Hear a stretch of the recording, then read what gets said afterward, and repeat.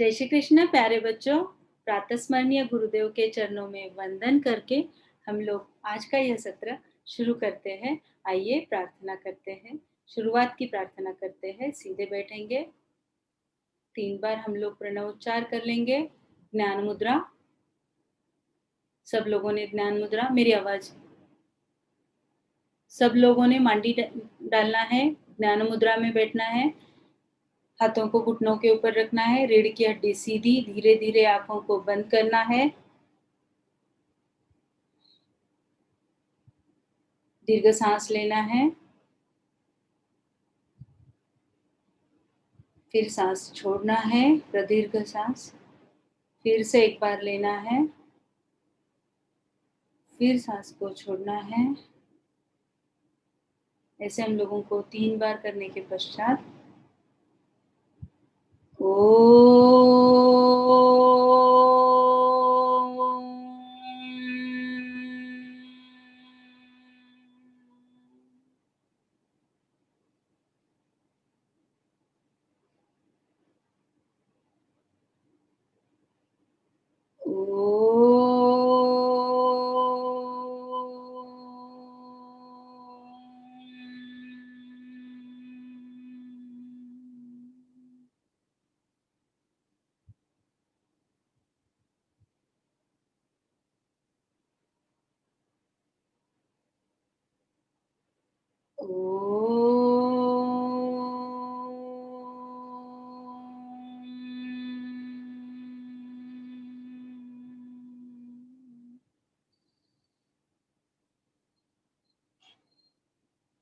इसी तरह आंखें बंद ही रखना है।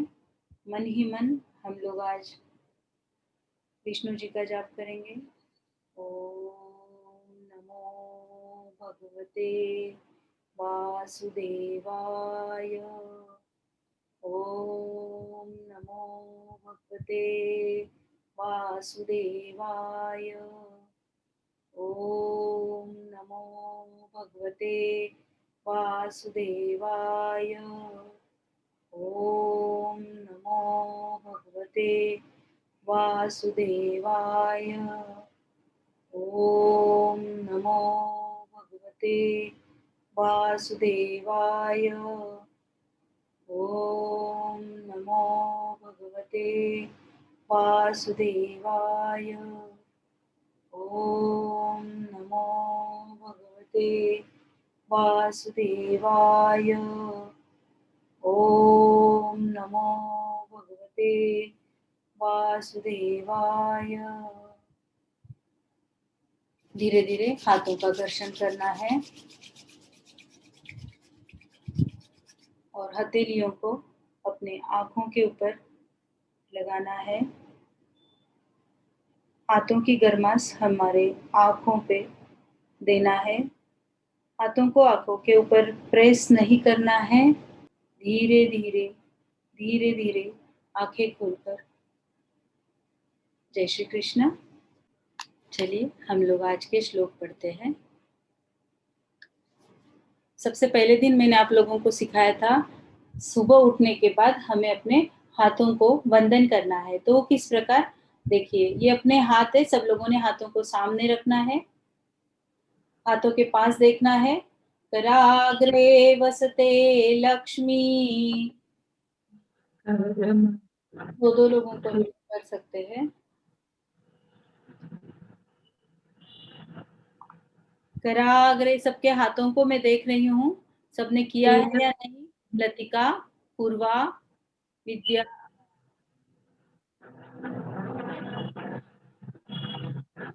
बोलो। कराग्रे वसते लक्ष्मी।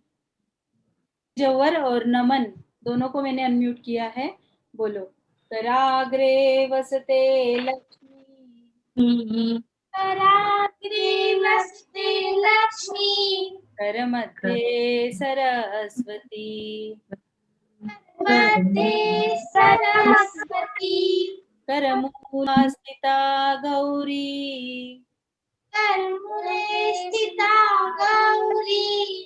प्रभाते करदर्शनम्। प्रभाते करदर्शनम्। समुद्रवसने देवी समुद्रवसने देवी समुद्रवसने देवी समुद्रवसने देवी पर्वतस्तनमण्डले पर्वतस्तनमण्डले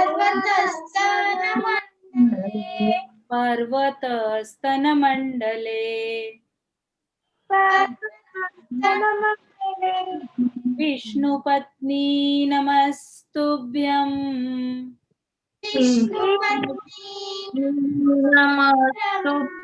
विष्णुपत्नी नमस्तुभ्यं विष्णुपत्नी नमस्तुभ्यं पादस्पर्शम, जैसे जमीन हम पैर रखते हैं ना उठने के बाद जमीन पे, तो नीचे हमारे फर्श को स्पर्श करना है। पादस्पर्शम क्षमस्व में। तो क्यों पादस्पर्शं क्षमस्व मे। ये श्लोक क्यों बोलना है? कराग्रह वाला तो मैंने आप लोगों को समझा दिया था, पर ये श्लोक क्यों बोलना है? क्योंकि ये जो धरती माता है, जो हमारा बोझ सारा दिन उठाती है, हम उसे दिन भर पैर से तुड़ाते, दौड़ते, भागते, दिन भर उस पर पैर देते हैं ना, यह जो धरती माता है, इसे हमें प्रातः काल में क्षमा मांगकर उसके ऊपर हमारा पैर रखना है। तो ये एक श्लोक आप लोगों को याद करना है। एक बार फिर से, समुद्रवसने देवी समुद्रवसने देवी पर्वतस्तनमण्डले पर्वतस्तनमण्डले विष्णुपत्नी नमस्तुभ्यं विष्णुपत्नी नमस्तुभ्यं पादस्पर्शं क्षमस्व मे। पादस्पर्शं क्षमस्व मे। फिर हम लोग शिव जी का एक स्तोत्र पढ़ते हैं। नागेंद्र हाराय त्रिलोचनाय नागेन्द्रहाराय त्रिलोचनाय नागेंद्र हाराय त्रिलोचनाय नागेन्द्रहाराय त्रिलोचनाय भस्मांगरागाय महेश्वराय भस्मांगरागाय महेश्वराय नित्याय शुद्धाय दिगंबराय नित्याय शुद्धाय दिगंबराय नित्याय शुद्धाय दिगंबराय नित्याय शुद्धाय दिगंबराय तस्मै नकाराय नमः शिवाय। तस्मै नकाराय नमः शिवाय। हम और एक श्लोक आज सीखेंगे जो जनरली हम लोगों को आता भी होगा, हनुमान जी का। मनोजवं मारुततुल्य वेगम, बोलो।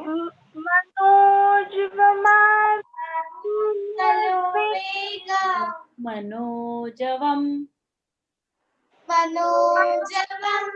मनोजवं मनोजवं मारुततुल्य वेगम मारुततुल्यवेगं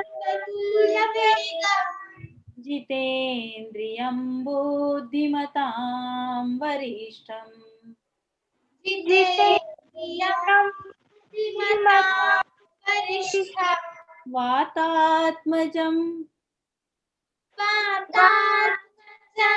वातात्मजं वातात्मजं वानरयूथमुख्यम्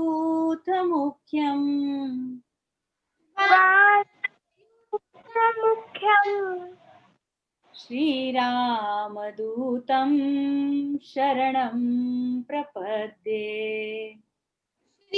श्रीराम शरणं अब आप लोग मेरे साथ साथ बोलेंगे।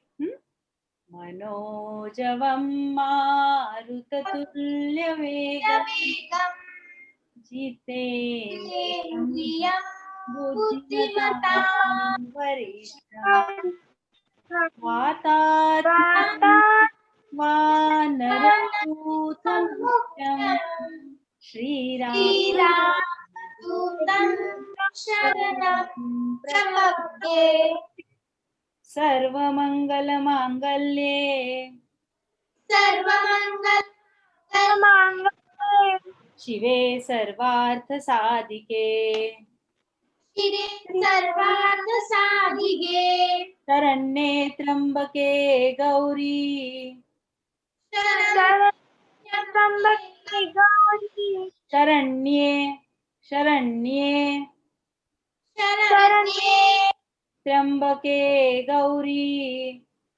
त्र्यम्बके गौरी नारायणी नमोस्तुते। नारायणी नमस्तुते। एक हम लोग और एक श्लोक लेंगे जो बहुत आवश्यक है, रोज भोजन के पूर्व हमें बोलना है। जिस बच्चे के पीछे से आवाज आ रही है वे लोग अनम्यूट कर ले, म्यूट कर ले प्लीज। भोजन के पूर्व हमें जो श्लोक बोलना है उसका एक बार लेते हैं। ओम सहना भवतु ओम सहनावतु सहना ववतु ववतु ववतु बोलो। सहनावतु ओम सहना ववतु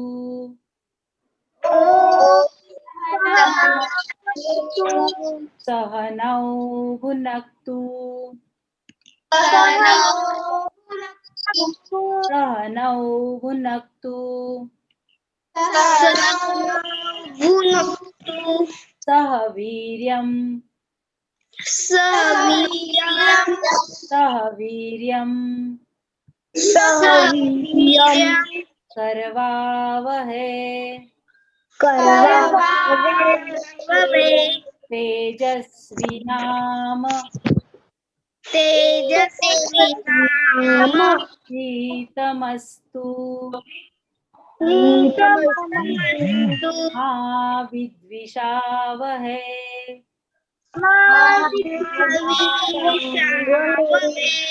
ओम शांति शांति शांति।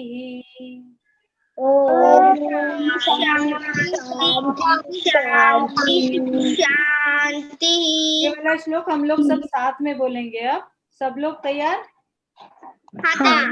ओम सहनाववतु सहनौ भुनक्तु सह वीर्यं करवावहै तेजस्विनावधीतमस्तु मा विद्विषावहै। ओम शांति शांति शांति।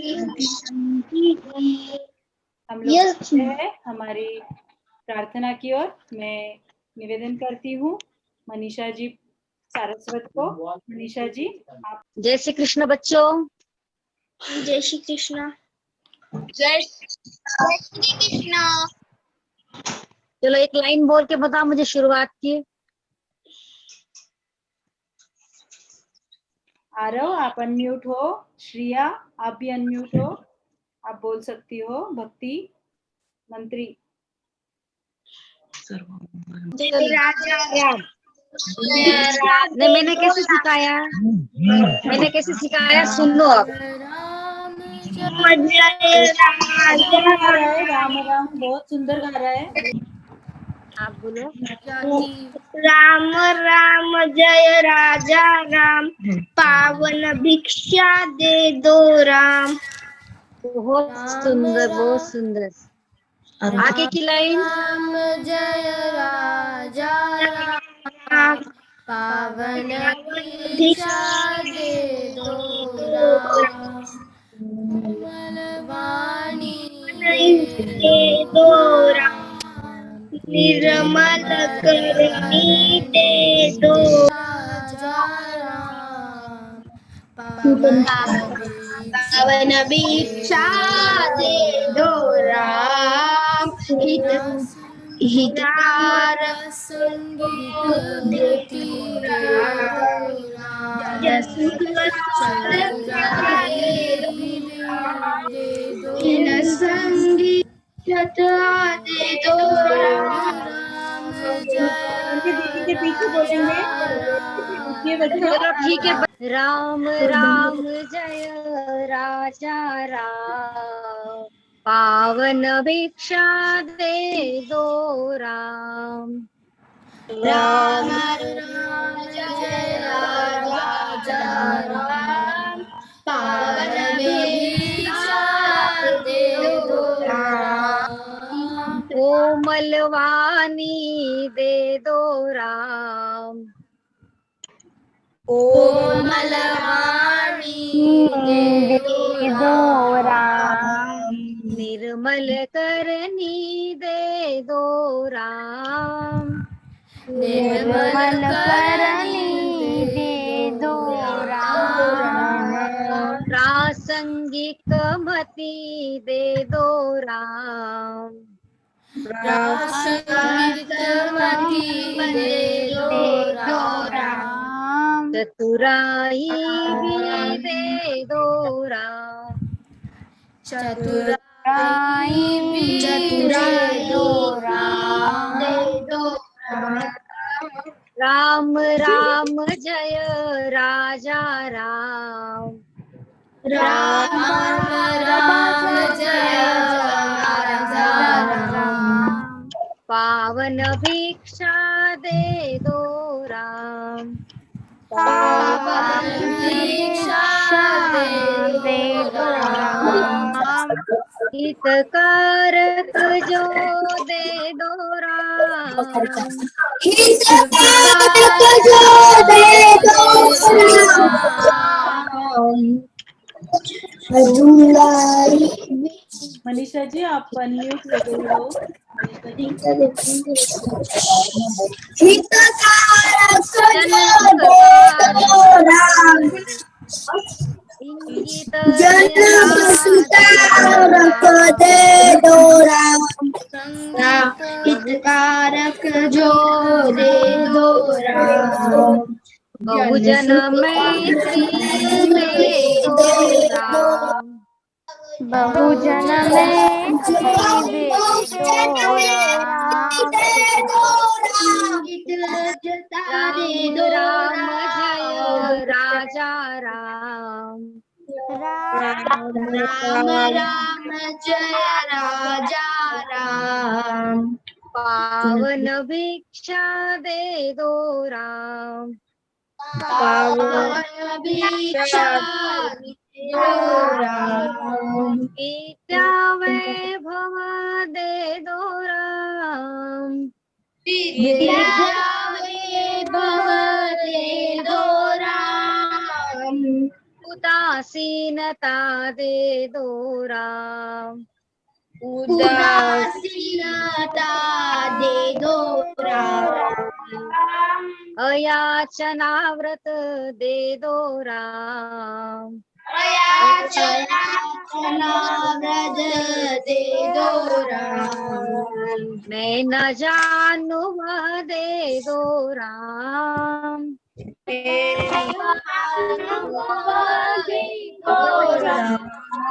राम राम जय राजा राम, राम राम जय राम। पावन भिक्षा दे दो राम, पावन भिक्षा दे दो राम। प्यार तुम्हारा दे दो राम, प्यार तुम्हारा दे दो राम। दास कहे मोहे दो श्री राम, दास संगीत गायन दे दो राम, गीत गायन दे दो राम। गान मधुरता दे दो राम, मधुरता राम राम जय राजा राम। राम राम जय राजा राम। पावन भिक्षा दे दो राम। पावन भिक्षा दे दो राम। बच्चों इसकी सबने घर पे प्रैक्टिस करना है, ठीक है। अपने को लास्ट के दिन सबको बोलना है, आप ही को बोलना है, मैं सुनूंगी आप सबको। धन्यवाद मनीषा जी। बहुत सुंदर प्रार्थना से झूम सदन को आपने प्रसन्न बना दिया है और मन भी पावन भिक्षा सुनकर बहुत प्रसन्न हो गया है। आगे बढ़ते हैं। मैं निवेदन करती हूँ हमारे वीर सावरकर बाल संस्कार केंद्र की कार्यकर्ता अनुजा सोमानी को कि आइए कथा सुनाइए। जय श्री कृष्ण बच्चों, जय श्री कृष्ण सभी दीदी लोग। जन्मे रे संत मुनि जन, जन्मे भारत माँ की भूमि में। झूमे रे बच्चे सारे झूमे, झूमे बाल संस्कार की शिविर में। झूमे रे बच्चे सारे झूमे, झूमे गीता परिवार के शिविर में। जय श्री कृष्ण बच्चों, हम लोग सुनने जा रहे हैं संतों की कथा। हम लोग महाराष्ट्र में रहते हैं। महाराष्ट्र एक संतों की भूमि कह के जाना जाता है। आज मैं आपको ऐसी एक संत की कथा सुनाने जा रही हूँ। ध्यान से सुनिए। मुंबई का नाम सुना कि हमें बहुत कुछ याद आता है, जैसे वहाँ का boat house, hanging garden, Nehru planetarium, मत्स्यालय, तारांगण। किसी किसी को ताज होटल याद आती है तो किसी को शिवाजी पार्क। बहुत से लोगों को वहाँ का विधानसभा, वहाँ का एरोड्रम बहुत बड़ा है, इंटरनेशनल भी है। ये सब हमें आंखों के सामने दिखाई देता है। जो फिल्म सृष्टि है गोरेगांव में, वो हमें याद आती है। बहुत से लोगों को संजय गांधी नेशनल पार्क भी पता होगा, किंतु कितने ही लोगों को वहां पे रॉयल एशियाटिक सोसाइटी का भव्य ग्रंथालय है यह पता नहीं। यह सबसे बड़ी बिल्डिंग अपने मुंबई शहर में है। पता है, वहां पे जाने के बाद अपना एक बार तो भी मन करता है कि ये बिल्डिंग के सामने हमारा फोटो हम ले। यहाँ पे बहुत से ग्रंथ है और बहुत से लोग अध्ययन करने आते थे और आज भी आते हैं। यहाँ पर एक घटित घटना मैं आपको बताने जा रही हूँ। ये सन 1913 की ये घटना है। यहाँ पे इस भव्य लाइब्रेरी में, जिसे हम ग्रंथालय मराठी में कहते हैं, इस भव्य लाइब्रेरी में 3 लोग आए। कितने लोग आए? 3 लोग आए। 2 लोग तो दिखने में ठीक ठाक थे, आम आदमी अपने जैसे थे, पर एक जो था वो बहुत अजीब लग रहा था। उसने सादी सी धोती पहनी थी, सादा सा शर्ट पहना था, उसने बीचों बीच मांग निकाली हुई थी, माथे पे एक टीका था, उसने चप्पल भी सादी ही पहनी थी। ये तीनों उस ग्रंथालय में आए और उस ग्रंथपाल को, हम लोग जिसे लाइब्रेरियन कहते हैं, मराठी में उसे हम ग्रंथपाल कहेंगे, वो उस ग्रंथालय में आए। उस लाइब्रेरियन के पास जाने के बाद ये दोनों जो व्यक्ति थे जो ठीक ठाक दिखने वाले थे, उन्होंने तीसरे आदमी का परिचय ग्रंथपाल से, उस लाइब्रेरियन से कराना चाहा, और वो लाइब्रेरियन ने सुना अनसुना कर दिया। उसने किया, अपने एक वर्कर को बुलाया, उसे बताया कि ये तीनों को तुम अपना ग्रंथालय दिखाओ, अपनी लाइब्रेरी दिखाओ।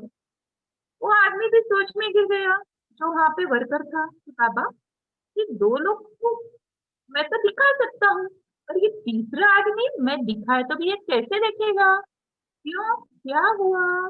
पता है, वो तीसरी व्यक्ति अंध थी। हाँ, उसे आंखों से दिखाई नहीं देता था। फिर भी उस वर्कर ने वो तीनों को वो लाइब्रेरी दिखाने के लिए लेके गया। बहुत बड़ी लाइब्रेरी है ये। यहाँ पे अलग अलग रूपों में अलग अलग ग्रंथ रखे हुए हैं। वो एक विभाग करते, दूसरा विभाग करते, ऐसे सारे विभाग करते करते अंत में वो संस्कृत हस्तलिखित विभाग, जहाँ संस्कृत के ग्रंथ थे, उस विभाग में आए। उस विभाग में आने के बाद, अभी ध्यान से सुनो बच्चों, मैं आपको 3 प्रश्न भी पूछने वाली हूँ ये कथा की।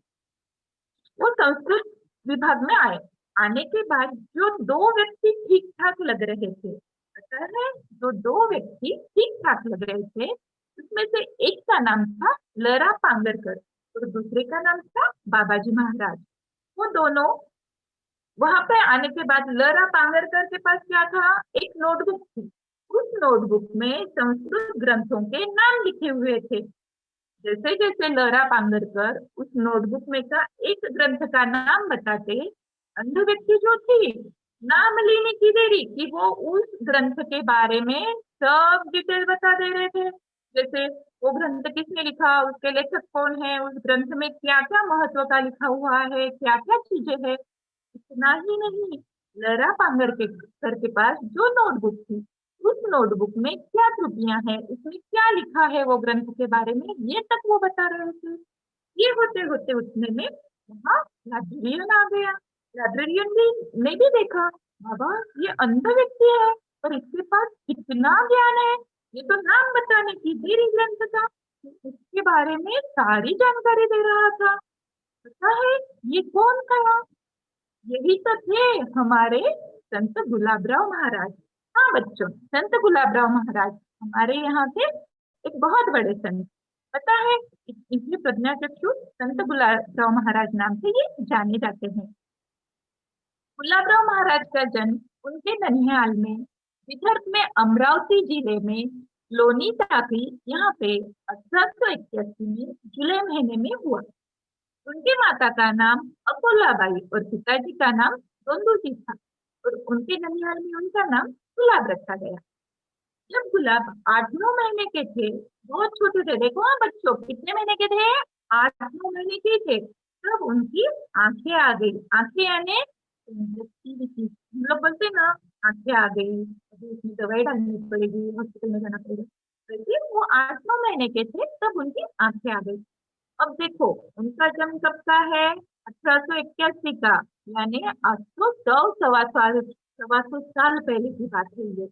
पता है वो बहुत खेड़ा था, वहाँ पे कोई फैसिलिटी नहीं थी। पहले के जमाने में तो दवाखाने भी नहीं थे, तो क्या थे, वहाँ पे गांव में वैद्य रहा करते थे, वो वैद्य ही सब बीमारियों का इलाज करते थे।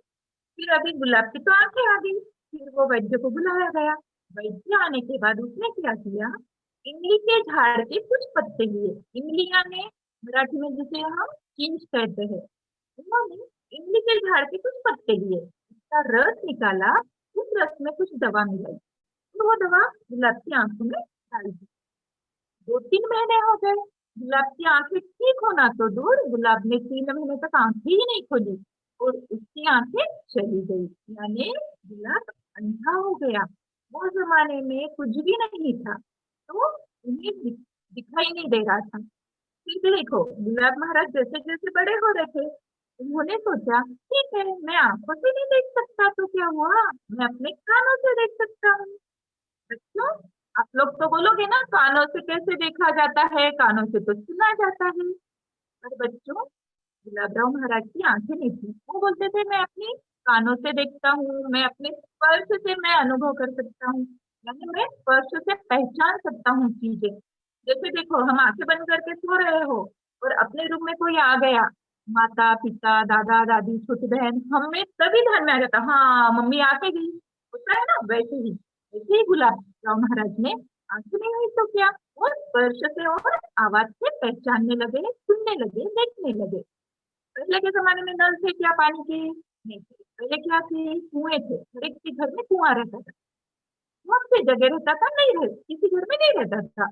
गुलाबराव महाराज के घर में कुआं था, गांव की सभी में बहुत सारी महिलाएं उनके यहाँ कुएं पर पानी भरने आती थी, तो गुलाबराव महाराज तुरंत पहचान जाते थे, हाँ अभी ये आया है, अभी ये आई है महिला, ये आंटी आए, उन लोग पहचान लेते थे। और महिलाओं को बड़ा आश्चर्य होता था कि बाबा हम लोगों को कैसे क्या पहचाना, तो गुलाब बताते थे कि मैं तुम्हारी चूड़ियों की आवाज से पहचानता हूँ तुम्हें। सब लोग अचंभा करते थे, अचंभा यानी सबको आश्चर्य होता था कि बाबा चूड़ी की आवाज से कैसे पहचाना जा सकता है। पर जब आंखें ना हो तो वो कानों से सुनते हुए यह अनुभव कर सकता है। जैसे हम अलग अलग आंखें बंद करके भी अलग अलग फूल सुनते हैं तो फूल पहचान सकते हैं ना, वैसे ही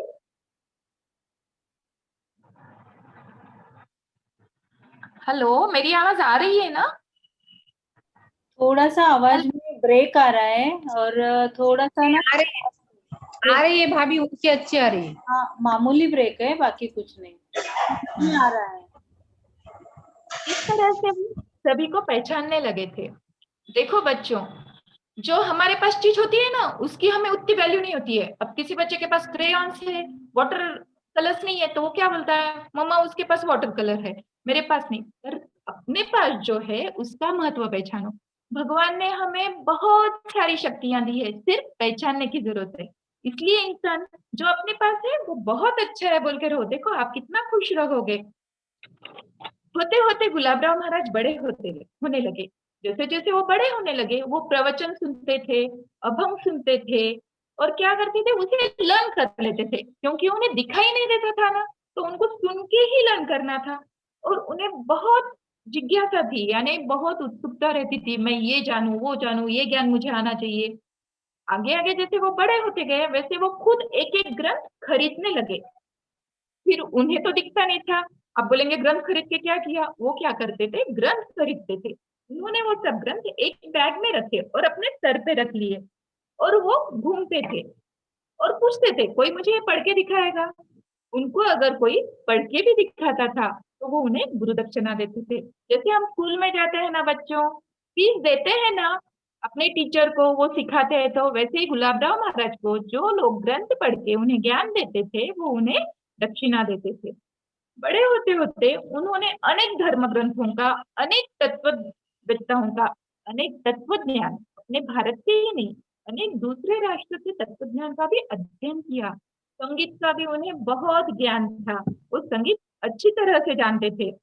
पता है, मैंने आपको बताया था लोनी टाकली उनके ननिहाल के गांव का नाम है, और उनका खुद का गांव कहाँ था? विदर्भ में अमरावती जिले में माधान नाम का उनका गांव था। वो उस गांव में रहते थे। पता है, 125 साल पहले आज से वहाँ कोई सुविधा नहीं थी, फिर भी वो रुके क्या? हम तो क्या बोलते हैं, मम्मी मेरे पास ये बुक नहीं है तो मैं अब कैसे पढ़ूं, कैसे एग्जाम दूं, एक आध बुक नहीं रही तो हम परेशान होते। उन्हें तो कोई भी फैसिलिटी नहीं थी, फिर भी उन्होंने बहुत ज्ञान संपादन किया, और उनके बहुत सारे शिष्य अपने भारत में और दूसरे राष्ट्र में भी है। पता है, वो ज्ञानेश्वर महाराज को अपने पिताश्री के रूप में मानते थे, क्योंकि ज्ञानेश्वर महाराज का गुलाबराव महाराज को आशीर्वाद था। गुलाबराव महाराज 20 सितंबर 1915 1915 इस दिन पूना में उन्होंने अपनी जीवन यात्रा संपूर्ण की। देखो बच्चों, गुलाबराव महाराज जिए कितना? 34 साल, 34 ईयर्स ही उनकी जीवन यात्रा थी, और उन्होंने बहुत ज्ञान संपादन किया, और जो पूरे विश्व को बांटने के लिए उन्होंने प्रयास किया। इस तरह गुलाबराव महाराज पूरे भारत में पहचाने जाते हैं। पता है, अजगर है ना, बहुत साल जीता है। क्या करता है वो? खाता है, बैठ जाता है पचाने के लिए। ऐसी लाइफ जीनी चाहिए क्या? नहीं, थोड़ी जिए पर बहुत अच्छी जिए, जैसे गुलाबराव महाराज ने किया। वो दो इंसान थे, लरा पांगरकर और एक बाबाजी महाराज थे। पता है, कई बार तो गुलाबराव महाराज एक सलग कंटिन्यूअस 2-2 घंटे संस्कृत भाषा में प्रवचन दिया करते थे। उन्होंने अपने जीवन में 130 ग्रंथ लिखे, 2500 अभंग रचे, उतने ही मराठी में पद जिसे कहते हैं वो रचे। उन्होंने अपने जीवन में 23,000, मराठी में जिसे ओव्या कहते हैं, वो लिखी। 1250 गीतें लिखी। इनके सारे ग्रंथ अगर जमा करके एक जगह किए जाए ना, तो ये 6000 पन्नों के होते हैं। पता है, हमारा गीता परिवार हमारे परम पूज्य श्री गोविंद देव गिरी जी महाराज के मार्गदर्शन में चलता है। गोविंद देव गिरी जी महाराज गुलाबराव महाराज को बहुत मानते थे। उन्होंने उनके लिए दो पंक्तियां कही है। पुनव्या घरी घेऊन जन्म जगत गुरु आला, पुनव्या घरी घेऊन जन्म जगत गुरु आला, या बालांधाचा प्रकाश जगती भरला, या बालांधाचा प्रकाश जगती भरला। बच्चों, इस तरह जिस तरह गुलाबराव महाराज ने अनेक ग्रंथ सुन के ज्ञान ग्रहण किया, इसी तरह हमें भी अच्छी अच्छी किताबें पढ़नी चाहिए। पता है बच्चों, मुझे अच्छे से यकीन हुआ है अभी आपको गुलाबराव महाराज अच्छे से समझे होंगे और आपको उनकी कथा भी पसंद आई होंगी। मैं इस पे 3 प्रश्न पूछूंगी, आपको ग्रुप में प्रश्न पूछे जाएंगे। अब हम बढ़ते हैं नाट्य संस्कार की तरफ। आज मैं आपको नाट्य संस्कार, जो आपको एक नाटिका छोटी सी सादर करके अपने ग्रुप पे डालना है, पता है मेरे मैं आज आपको बताने जा रही हूँ सत्य, इस शीर्षक के अंदर की नाटिका। इसमें 4 पात्र है। एक है अत्रि मुनि और उनके 3 शिष्य। एक नदी किनारे अत्रि मुनि का आश्रम था। उस आश्रम में पहले आश्रम रहा करते थे और बच्चे वहां ऋषियों के पास शिक्षा लेने आते थे। बहुत से बच्चे उनके पास शिष्य बनकर शिक्षा लेने आते थे। पता है अत्रि मुनि को सत्य बहुत पसंद था। वो सत्य पे ही चलते थे। उन्होंने अपने सभी शिष्यों को सत्य के मार्ग पर चलने की शिक्षा दी थी। जैसे जैसे शिक्षा पूर्ण होती थी, बच्चे क्या करते थे, उनकी शिक्षा पूरी हुई कि अपने घर चले जाते थे। इसी तरह जैसे हम स्कूल में एक क्लास से दूसरे क्लास में जाते हैं, 10th 12th होने के बाद अपनी वो शिक्षा पूरी हो जाती है तो हम स्कूल छोड़ते, वैसे ही बहुत से शिष्यों की शिक्षा पूरी हुई और वो अपने घर गए। ऐसे ही दिन बीतते गए। ये तीनों जो शिष्य थे, उनकी शिक्षा पूर्ण हुई और वो गुरुदेव के पास गए। गुरुदेव, हमारी शिक्षा पूर्ण हो गई, आप हमें आशीर्वाद दीजिए, हमें घर जाना है। अत्रि मुनि ने क्या कहा, हाँ बच्चों, आप कल सवेरे घर पे जाना। क्या कहा, कल सवेरे घर जाना। अत्रि मुनि ने क्या किया, सवेरे जल्दी उठ के जो अपनी कुटी थी, उनकी जो कुटिया थी, आश्रम था, उस आश्रम के गेट के सामने कुछ कांटे फैला दिए और खुद एक झाड़ के पीछे छुप गए। पहला शिष्य आया गेट के बाहर, अरे यहाँ तो कांटे हैं। उसने क्या किया, वो कांटों पे से उड़ी मारी, उड़ी यानी ऐसे जंप मारी और वो निकल गया। दूसरा शिष्य आया, उसने देखा गेट के बाहर तो कांटे हैं। उसने क्या किया, बाजू एक बड़ा सा पत्थर था, वो पत्थर उठा के कांटों पे रख दिया और खुद उस पत्थर पे पांव रख के आगे चले गया। तीसरा शिष्य आया, तीसरे शिष्य ने देखा कि यहाँ तो बहुत से कांटे हैं। उसने अपना सामान बाजू में किया और सारे कांटे और वो पत्थर जो था वो उठा के बाजू में रखा कि किसी के पाँव में ना आए, और वो जाने लगा। उतने में गुरुदेव जो छुपे थे, वो गुरुदेव बाहर आए। उन्होंने तीनों शिष्यों को फिर से बुलाया और पूछा, कुटिया के बाहर जो गेट के सामने कांटे थे वो किसने हटाए? पता है, पहले 2 शिष्य है। उन्होंने बोला, गुरुदेव हमने प्रयास किया। तीसरा शिष्य चुपचाप बैठा था। अब गुरुदेव को तो पता है किसने प्रयास किया और किसने नहीं, वो छुप के देख रहे थे ना। फिर गुरुदेव ने वो दोनों शिष्यों को कहा, तुम्हारी अभी शिक्षा पूर्ण नहीं हुई, तुम अभी घर पे नहीं जा सकते हो। मैंने तुम्हें जो सिखाया वो तुम सीखे नहीं हो, इसलिए तुम आश्रम में ही रहोगे। और तीसरा जो शिष्य था उसे अपने गले से लगाया और गुरुदेव बहुत खुश हुए। बोले, बेटा सत्य मार्ग पे चलना चाहिए, तुमने सत्य से रहा, सत्य वाणी से ही नहीं तो अपने कार्य से भी करना चाहिए। और उन्होंने वो शिष्य को आशीर्वाद दिया कि तुम बहुत बड़े इंसान बनोगे, मेरा आशीर्वाद तुम्हारे साथ है। बच्चों, ये कथा कैसी लगी? आप सब लोग इस पे वीडियो बना के जरूर भेजिए, चलेगा? जय श्री कृष्ण। बहुत सुंदर। मुझे तो गुलाबराव महाराज जी का चित्र ही दिख रहा था, समझ ही नहीं पा रही थी कि मतलब इतना सुंदर वर्णन और इतनी सुंदर कथा आपने यहाँ पर बालकों के सामने दृश्य ही खड़ा कर दिया है। चलिए हम लोग आगे बढ़ते हैं आज पीढ़ी की तरफ। मैं आमंत्रित करती हूँ परभनी से मेघा जी भुतड़ा, इनका परिचय देने आ रही है विद्या जी डागा। जय श्री कृष्ण। आज के हमारे प्रशिक्षक है सो मेघा जी भुतड़ा। ये आर्ट और क्राफ्ट में बहुत रुचि रखते हैं। मेहंदी कला उनको बहुत ही उत्कृष्ट तरीके से अवगत है और ड्राइंग में भी इन्होंने काफी पारितोषिक प्राप्त किए हैं और रंगोली में तो इनकी फिनिशिंग का जवाब ही नहीं है। ऐसे अष्टपहलु व्यक्तिमत्व की धनी सो मेघा जी भुतड़ा आज हमको प्रशिक्षक के रूप में मिली है। तो आज हम इनसे सीखेंगे पपेट मेकिंग। तो स्वागत है मेघा जी भुतड़ा का। इतने अच्छे मेरे बारे में इतना अच्छा बोलने के लिए, क्योंकि मैं खुद भी नहीं जानती थी कि मैं इतना सब कर पाऊंगी। आज मैं पहली बार बच्चों को कुछ बताने जा रही हूँ। तो रेडी हो बच्चों? अब आज हम सीखेंगे पपेट मेकिंग। इसके लिए हमने जो सामान आपको सब बताया था, आई होप वो सभी आपके पास है। मैंने भी सभी ले लिया है। सबसे पहले हमें एक सॉक्स से शुरुआत करनी है। जो सॉक्स आपके पास अवेलेबल है उसके टो साइड से हमें एक कट लगाना है। ठीक से देखो, जो हम अंगूठे के पास पहनते हैं वहां एक लाइन रहती है, वहां से हमें कैंची से पूरा काट लेना है।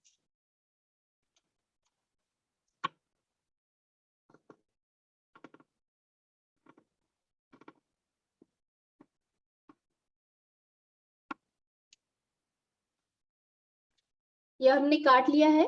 ये देखो, ये सॉक्स काटने के बाद कुछ ऐसा दिखेगा। अब हमने जो कार्डबोर्ड लिया था उस कार्डबोर्ड पे हमें अपने पाम का एक साइज लेके ओवल शेप बनाना है। अपने पाम का ओवल शेप बना के उसे भी हमें काट लेना है। तो आप सभी अपने कार्डबोर्ड पे ओवल शेप बनाइए और उसे काट लीजिए।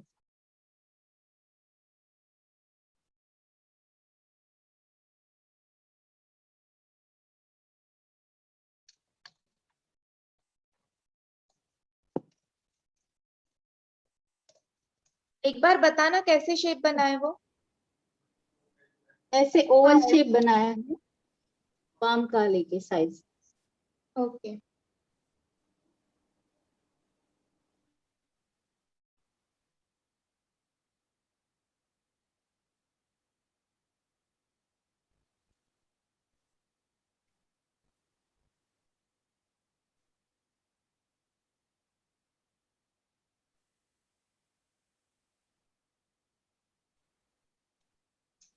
देखो बच्चों, ये कट चुका है ठीक से ओवल शेप में।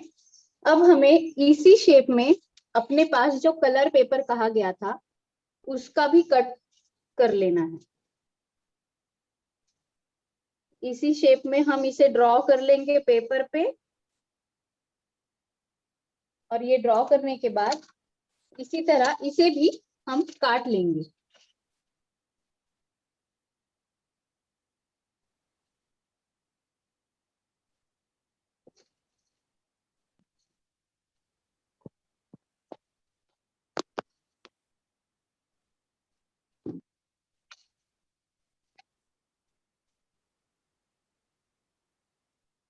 ये देखो, ये दोनों हमने काट लिए हैं। अब हमें इस कार्डबोर्ड को एकदम बीचों बीच से फोल्ड लेना है। एक छोटा सा फोल्ड लेना है। ये देखो, सेंटर से हमने इसे फोल्ड कर लिया है। इसी तरह यही हम पीछे से भी फोल्ड कर लेंगे। ये मूवमेंट के लिए आसान होगा, हमारी पपेट के मूवमेंट के लिए आसान होगा। अब इसे हमने सॉक्स जहां से काटा था वहां से हमें इसे अंदर डालना है।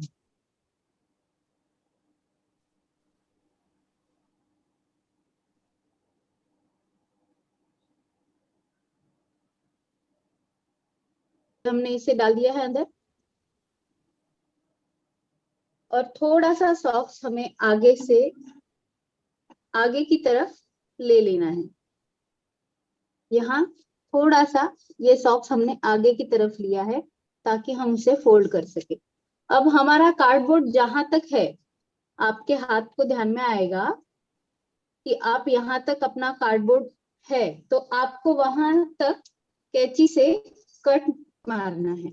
ऐसे वहां तक हम इस सॉक्स को काट लेंगे।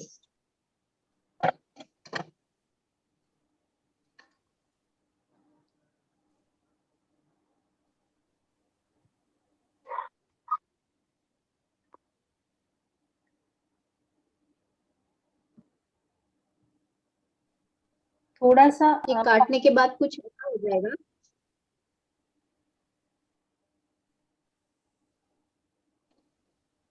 अब हमें ग्लू गन की हेल्प से ये सारे साइड्स इस कार्डबोर्ड पे इस तरह से चिपका लेने हैं, पूरे स्टिक कर लेने हैं, पूरी साइड से, तीनों साइड से। ऐसे स्टिक करने हैं। मैं भी स्टिक कर रही हूँ, आप देखिए।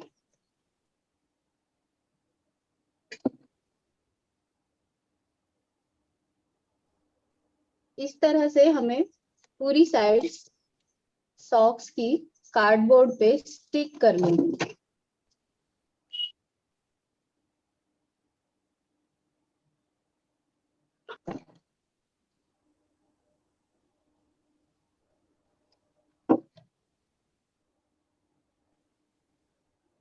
ये देखिए, एक साइड हमारी स्टिक हो चुकी है।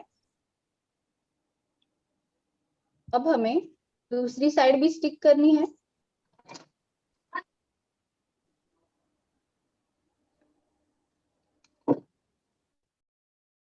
बहुत ही आसान और बहुत ही प्यारा पपेट है ये।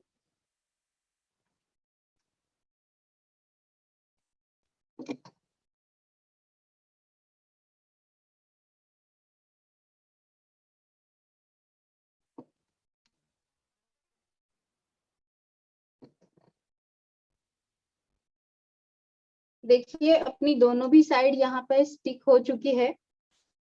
अब जो हमने इस कार्डबोर्ड के साइज का ही ये पेपर जो कट किया था, उस पेपर को हमें इसके ऊपर स्टिक करना है इस तरह। अब मैं ये पेपर स्टिक करने जा रही हूँ।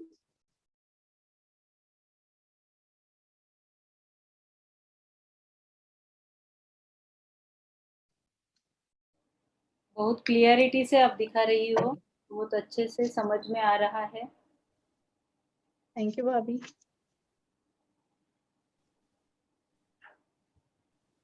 ये देखो बच्चों, ये अपना पेपर भी स्टिक हो गया है। अब जो फोल्ड हमने किया था, वो फोल्ड एक बार फिर से ये पेपर लेने के बाद करके देखना है। जो भी एक्स्ट्रा पेपर बचा हुआ है उसे हम काट लेंगे। जो पेपर पपेट से बाहर आ रहा है, सॉक्स से बाहर आ रहा है, वो पेपर हमें काट लेना है, तो हमारा पपेट और फिनिशिंग में दिखेगा।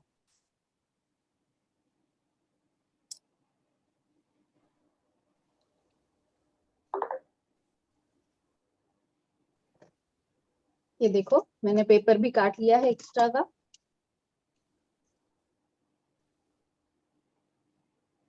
ये हमारे पपेट की बॉडी बन चुकी है। मैं आपको बताती हूँ।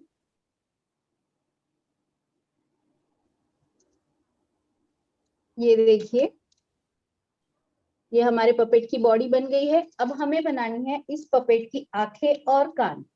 अब हम आंखें कहाँ बनाएंगे? और इतना पपेट होने के बाद आपको ये पहन के देखना है, और जहां अपने हाथ की ये साइड, ये जो हड्डियां होती है उंगलियों का एंड, ये साइड जहां आएगा वहां पे इसकी आंखें बनानी है। क्योंकि ये जब पपेट बोलेगा तो उसकी आंखें ऊपर से अपने को नजर आएगी, वरना वो नीचे दब जाएगी। अब हम इसकी आंखें बनवाते हैं। इसके लिए हमने व्हाइट और ब्लैक दोनों पेपर लिए हैं। व्हाइट पेपर पे आपको दो, एक सिक्के के साइज के या अपने हिसाब से दो राउंड बना लेने हैं।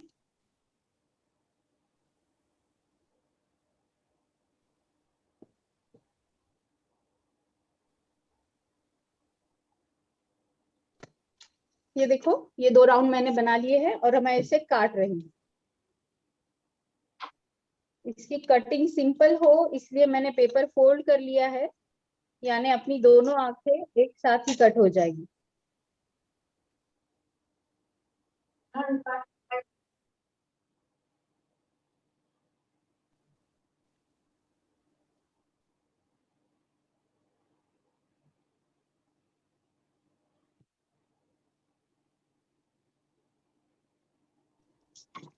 देखो बच्चों, ये दो राउंड अपने कट के रेडी है। अब इसके अंदर लगाने के लिए हमें ब्लैक कलर के इससे छोटे राउंड बनाने हैं।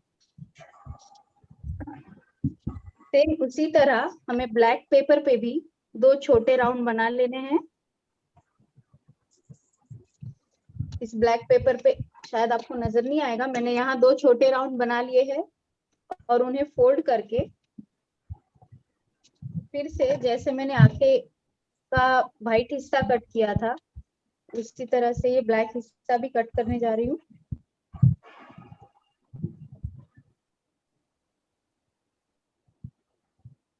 रेडी आइज भी यूज कर सकते हैं क्या?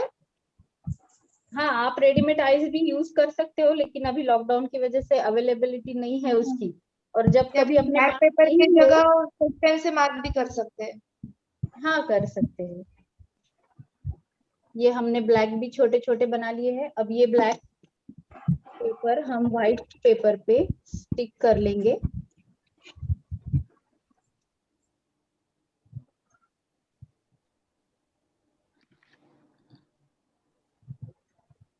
आपके पास अगर रेडीमेड आइज है तो वो भी आप यूज कर सकते हैं, वो तो और भी बेहतर दिखेगी। ये देखो अपनी आंखें तैयार है। और अब मैं फिर से ये आंखें स्टिक करने के पहले इसके इयररिंग्स बनवा लेंगे, ईयर बनवा लेंगे, सॉरी। अब ईयर्स के लिए हमें कुछ इस तरह से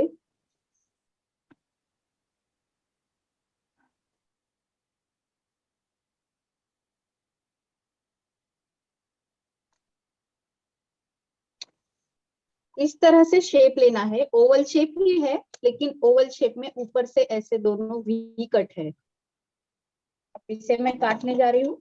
इसे भी मैंने फोल्ड कर लिया है ताकि दोनों अपने ईयर्स एक साथ ही कट जाए।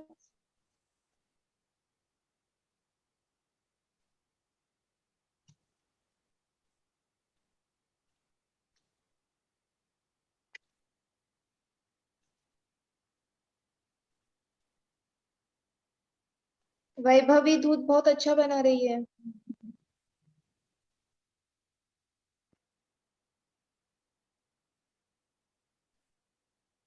पपेट मेकिंग ये बहुत पुराना खेल है अपने इंडिया में भी। ये देखो, ये 2 ईयर्स मैंने काट लिए हैं। अब हमें ऐसे एक साइड से ईयर ऐसे ही रहेंगे और एक साइड से एक के ऊपर एक, इस तरह से हमें इसे स्टिक करना है। मैं स्टिक कर रही हूँ, आप देखना। मैंने यहाँ ग्लू लगाया है एक साइड से और उसी के ऊपर दूसरी साइड चिपकाते हुए ये ऐसे हो गया है। ऐसे हमें ये दोनों ईयर रेडी करने हैं।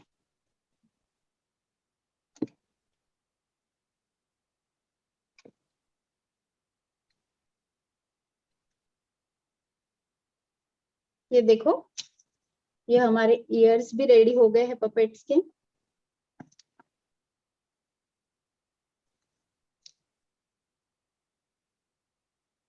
अब ये पपेट हाथ में पहनना है और जहां आंखों की जगह हमने बताई है वहां पे आंखें स्टिक कर लेंगे, या आप पहले निशान भी कर सकते हो।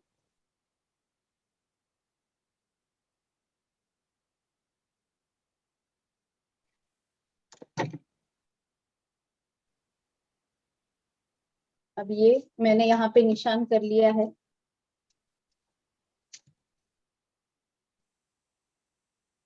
ये 2 जगह निशान कर लिया है मैंने। और अब मैं इन दोनों पे आंखें स्टिक करने जा रही हूँ।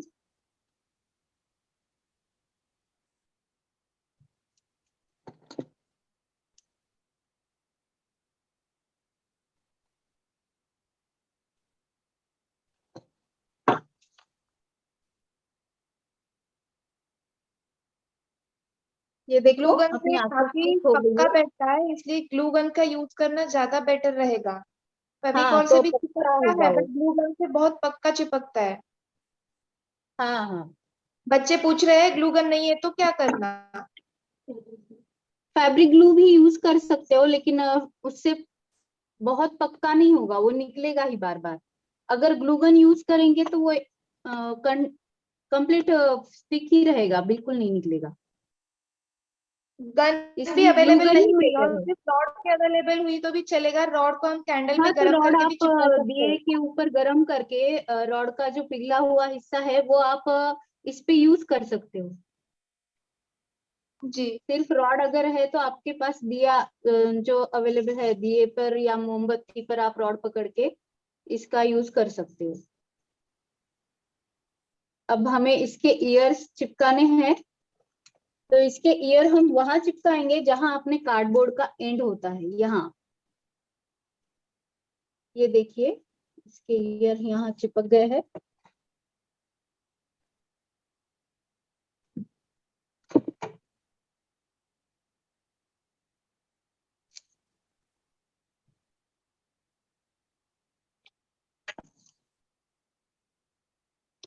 ये बहुत ही बेसिक पपेट है। इसमें हम अपनी इच्छा के अनुसार जो चाहे वो मेकिंग बढ़ा सकते हैं। जैसे इसके लिप्स है, इसके टीथ है, जो चाहे हम वो बना सकते हैं। और ये हमारा पपेट रेडी है।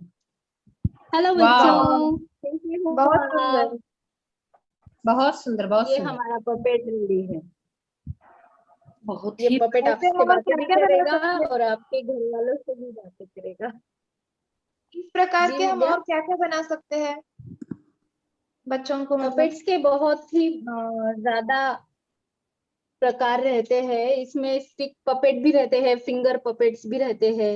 अपनी जो कठपुतली है वो भी एक पपेट ही है, उसे हेड पपेट कहते हैं। और ये पपेट्स समाज में बहुत काम लाते थे पहले जमाने में। जो कोई अच्छी बात है वो सबको लोगों को बतलानी है, सुनानी है, तो पपेट्स के थ्रू वो बहुत अच्छे से सुनते थे और उसको अमल भी करते थे। जो पपेट्स चलाता है, जैसे हमने ये पपेट पहनी है और वो पपेट खेल रही है लेकिन बोल तो हम रहे ना, तो उसे पपेटर कहते हैं। Wow, nice. और अपना ये पपेट रेडी है। आई होप आप सबको पसंद आया होगा। यस मेघा दीदी, बहुत ही सुंदर तरीके से आपने समझाया भी है और जो सिखाया है वो भी बहुत अच्छा थैंक यू है। So much. कि छुट्टियों का बहुत भरकस उपयोग करेंगे बच्चे। अब उनकी आइडियाज लगा के वो जैसा चाहेंगे वैसे पपेट और बना सकेंगे। तो चलते हैं हम आगे हमारे प्रात्यक्षिकातून प्रबोधन के लिए। मानवत गीता परिवार के केंद्र प्रमुख संगीता जी तिवारी, इनको मैं आमंत्रित करती हूँ। जय श्री कृष्ण बच्चों। बच्चों ये देखो क्या है, दिखाई दे रहा है सबको? फिर बता रहा है, राजवीर को अनम्यूट किया है। राजवीर बताओ क्या है? मिस टीट टीट है मैम, जबड़ा। दीदी जो टीट है, टीट दीदी, टीट दांत, बराबर दांत। बराबर है, बराबर। ये कितने हैं बोलो मुझे?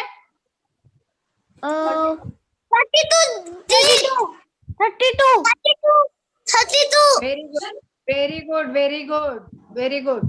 कितने होते हैं हमारे मुंह में दांत? कितने होते हैं टीथ? 32। ठीक है। चैट बॉक्स में भी लिख रहे अब हैं। ये क्या है बताओ? ठीक है, ये क्या है? सबको दिखाई दे रहा है क्या?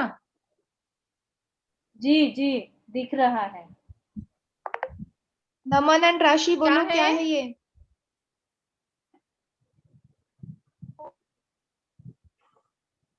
आलू क्या है?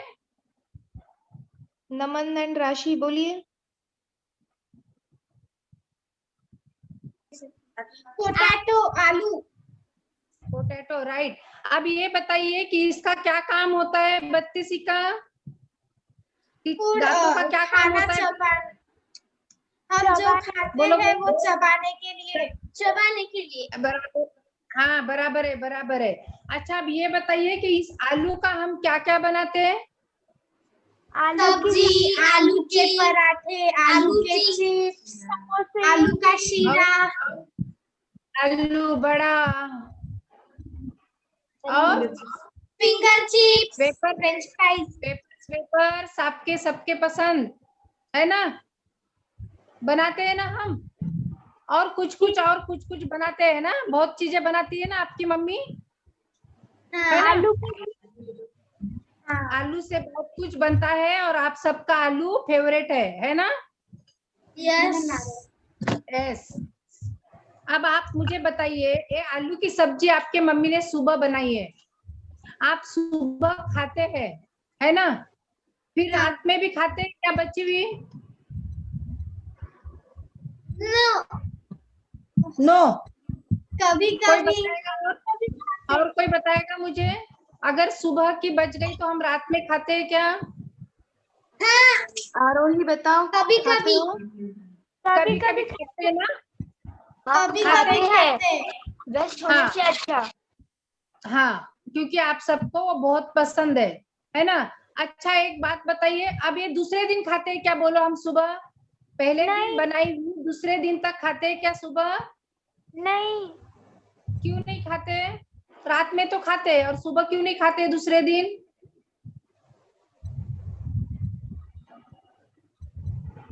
आरोही अनम्यूट किया है, बोलो। बोलो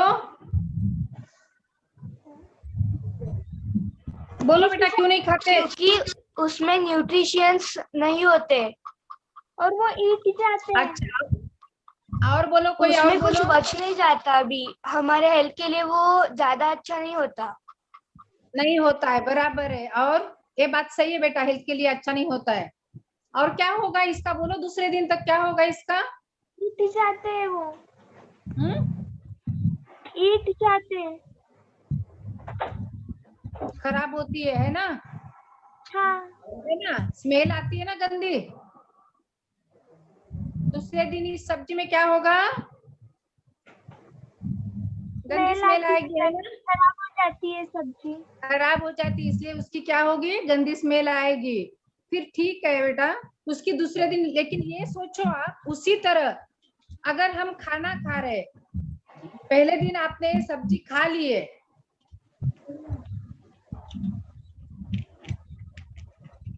अब ये अपने दांत है, आपने सब्जी खाई है, तो इसमें थोड़ा अटकेगा कि नहीं? पहले दिन की सब्जी आप खाओगे तो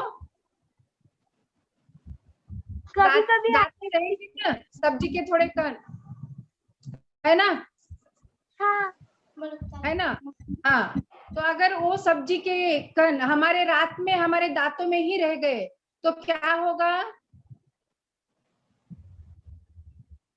क्या होगा बताओ?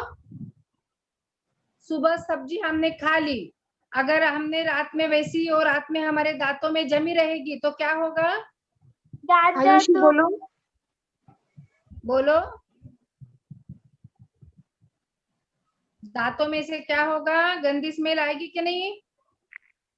आएंगी। अगर वो सब्जी हमारे दांतों में अटकी रहेगी तो दूसरे दिन आएगी कि नहीं उसकी गंदी स्मेल? जैसे हमारी सब्जी हम खाते नहीं है ना, दूसरे दिन आएगी ना? हाँ। फिर हमको क्या करना पड़ेगा? हमारे दांत खराब हो जाएंगे। हाँ? है ना? फिर डॉक्टर के पास जाना पड़ेगा। हाँ? दांत निकालना पड़ेगा। क्या क्या होगा, है ना? होगा कि नहीं? फिर इसलिए क्या करना चाहिए? बोलो, इसलिए क्या करना चाहिए? अपने दांतों का ध्यान रखना चाहिए। दांतों का ध्यान रखना चाहिए, बराबर है। और दोनों टाइम क्या करना चाहिए हमको? ब्रश करना चाहिए। रात में सोते समय हमको क्या करना चाहिए? ब्रश करना चाहिए, बराबर है। अपने आप कितने अच्छे बच्चे हो, कितने जल्दी समझ लेते हो। अच्छा, आप मैंने 3 दिन में आपको क्या क्या बताया, कोई बताएगा क्या? लक्षिता बताओ। कोई एक बताओ। गणेश जी लक्षिता उपाध्याय बताओ। सरस्वती माता के बारे में बताया था। हाँ, उसके क्या बाद करना में चाहिए? अच्छी आदतें लगाना, बुरी आदतें जाना बताया था। हाँ, याद और आज टीथ के बारे में बताया। हाँ, टीथ के बारे में बताया था। और चौक का क्या बताया था मैंने? चीजें क्या होती है, तोड़नी आसान होती है। अच्छे से नहीं टूट सकता हर चीज हमको संभालना चाहिए ना, संभाल के रखनी हाँ। चाहिए। तोड़ना कितना आसान होता है, तोड़ने के लिए कितना टाइम लगता है, और जोड़ने के लिए 2 मिनट है ना। तिलक लगाना बताया था। हाँ, और जोड़ने के बाद उसको फिर क्या रह जाता है, निशान रह जाता है।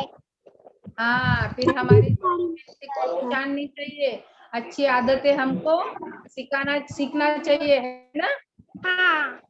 हाँ, ठीक है, तालियां किसने बजाई, मैजिक किसने बताया? मैंने। क्या हुआ फिर? फिर हाथ में कुछ लग रहा था कि कुछ है और वाइब्रेट हो रहा था ना, है ना। हाँ। हाँ, अपने पॉइंट सब जागरूक होते हैं, इसलिए हमें बजाना चाहिए। ब्लड सर्कुलेशन जहाँ भी हमारा रुका है तो शुरू हो जाता है। हाँ, और आपने चौक का भी बताया था। हाँ, बराबर है। हाँ, और चम्मच से किसी को खाना नहीं खाना है, अपने 5 उंगलियों से ही खाना खाना है। हाँ। ठीक है, जय श्री कृष्ण। सुंदर बताया भाभी आपने इन बालकों को कि अपने शरीर जो हमें फ्री में मिला हुआ है उसका हम लोगों ने किस प्रकार ध्यान रखना है, तो फिर हमें ज़्यादा दवा खाने की चक्कर नहीं करना पड़े और अपने सारे अवयवों को हमने संजो के रखना है। गीत के लिए देशभक्ति पर गीत मनीषा जी पोरवाल, देशभक्ति पर गीत। बच्चों किसी ने लर्न किया है क्या? देश हमें देता है सब कुछ। स्वरा, ठीक है, स्वरा सब लोग नहीं हैंड रेज करेंगे, मैं स्वरा को अनम्यूट कर रही हूँ। स्वरा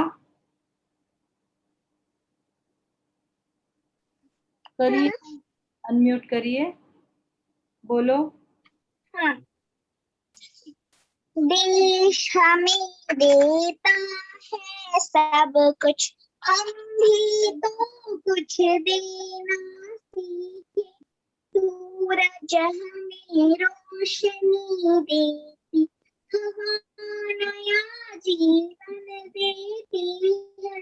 भूख मिटाने को हम सबकी धरती पर होती खेती है, औरों का भी हित हो जिसमें हम ऐसा कुछ करें।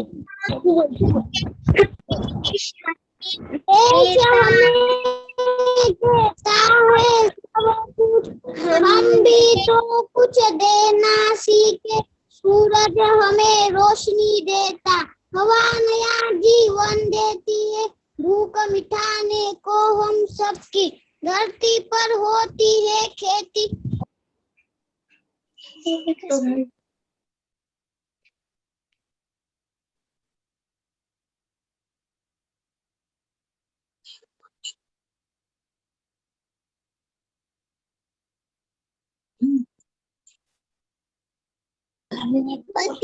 देश देता है सब कुछ, हम भी तो कुछ देना सीखे। सूरज हमें रोशनी देता, हवा नया जीवन देती है।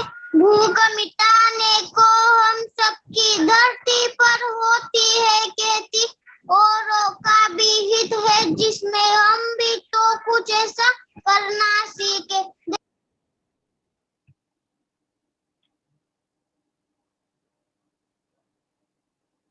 बच्चे लोअर हैंड कर दीजिए।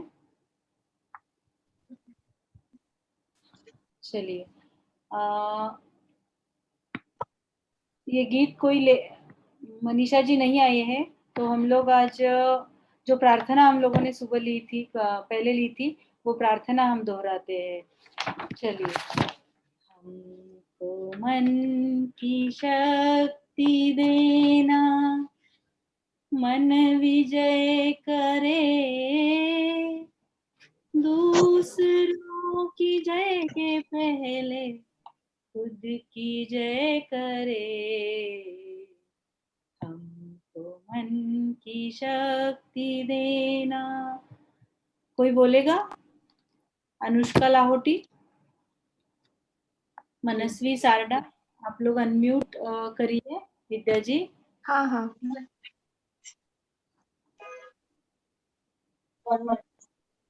नमन और राशि।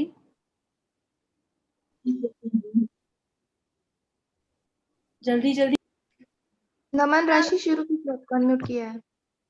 हमको मन की शक्ति देना, मन विजय करे, दूसरों के जैसे पहले खुद को जय करे, भेदभाव अपने दिल से साफ कर सके, दोषों से भूल हो तो माफ कर सके, झूठ से बचे रहे, सच कदम धरे, दूसरों के जैसे पहले खुद को जय करे, मुश्किलें पड़े तो हम पे इतना कर्म करे, साथ दे तो धर्म का, चले तो धर्म पर, खुद पे हौसला रहे, बदी से ना डरे, दूसरों के जैसे पहले खुद को जय करे, हमको मन की शक्ति देना, जय करे, दूसरों के जैसे पहले खुद को जय करे, दूसरों के जैसे पहले खुद को जय करे, खुद को जय करे। कुछ सूचनाएं आप लोगों को रोज की तरह ही कोलाज वगैरह बना के डालना है। अगर कुछ नहीं समझे तो मैं रिकॉर्डिंग की लिंक डालूंगी, तब उसमें आप लोगों को देख के चीजें बनाना है। अभी जितना समझा है उस हिसाब से आपको करना है। नहीं समझा है तो योगासन के डालिए, गीत के ऑडियो डालिए, भगवत गीता के ऑडियो डालिए। 7 बजे बराबर शार्प ग्रुप खुलेगा। 7 से 7:30 आज आधा घंटा ही ग्रुप खुलेगा आप लोगों का। तो हम लोग समापन की ओर बढ़ते हैं। समापन की प्रार्थना कोई करेगा? कोई बच्चा, किसी को याद हो गई है योगेशम सच्चिदानंदम? भक्ति बयानी। योगेशं सच्चिदानन्दं वासुदेवं व्रजप्रियं धर्मसंस्थापकं वीरं वासुदेवं व्रजप्रियं धर्म संस्थापकं वीरं नं वंदे जगद्गुरुं। फिर से बोलो बेटा। योगेशं सच्चिदानन्दं वासुदेवं व्रजप्रियं धर्मसंस्थापकं वीरं कृष्णं वन्दे जगद्गुरु। बहुत सुंदर। मैं बोलूं? हाँ बोलो। बोलिए। योगेशं सच्चिदानन्दं वासुदेवं व्रजप्रियं धर्मसंस्थापकं वीरं कृष्णं वन्दे जगद्गुरुम्। ज्ञान आप कहाँ से हो? कैलिकट से, केरला। Very nice. और भी हमारे बीच में जुड़े हैं लक्षिता जी।